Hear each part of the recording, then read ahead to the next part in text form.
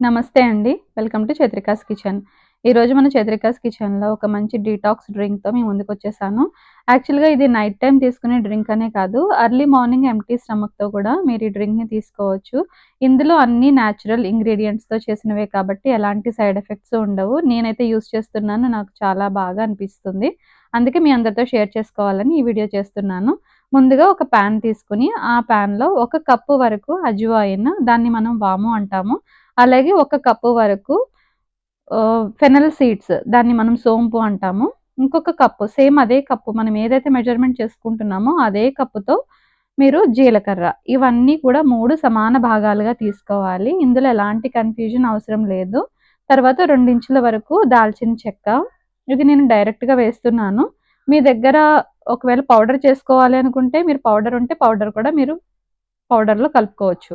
తర్వాత 2 table spoons వరకు మెంతులు. మెంతులనేవి నేను ఎక్కువ వేయడం లేదు. కేవలం 2 టేబుల్ స్పూన్స్ మాత్రమే వేస్తున్నాను. ఇక్కడ మీరెక్కువ కన్‌ఫ్యూజన్ అవ్వాల్సిన అవసరం కూడా ఏం లేదు. ఈ ఇంగ్రీడియెంట్స్ అన్నీ గూడా పాన్‌లో వేసుకొని బాగా డ్రై రోస్ట్ చేసుకోవాలి. ఎక్కువ పెద్ద మంట పెట్టి మాత్రం ఫ్రై చేయకండి. ఎందుకంటే అవి మాడిపోతే ఆ ఫ్లేవర్ అనేది అంత బాగా ఉండదు.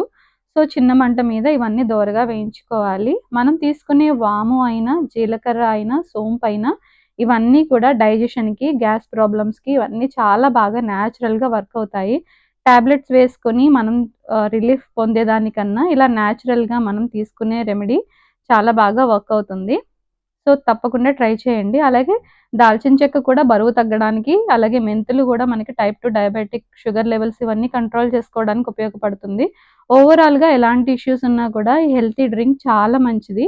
నేను పరగడుపున మార్నింగ్ ఎంప్టీ స్టమక్‌తో ఈ డ్రింక్ అయితే తీసుకుంటున్నాను.